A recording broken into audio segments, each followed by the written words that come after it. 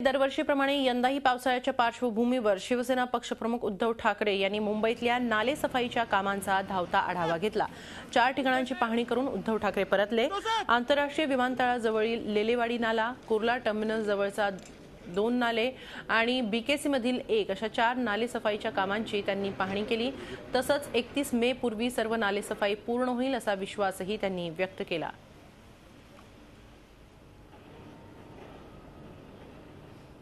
कुठेही पाणी तुंबणार नाही याची दक्षता महापालिका घेईल आणि त्याप्रमाणे गेली किमान 10 वर्ष तरी महापालिका अत्यंत व्यवस्थितपणे काम करते।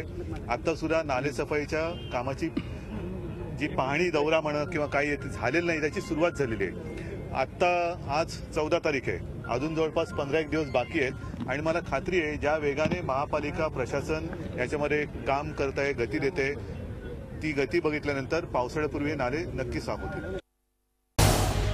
झी 24 तास रहा एक पाऊल पुढे।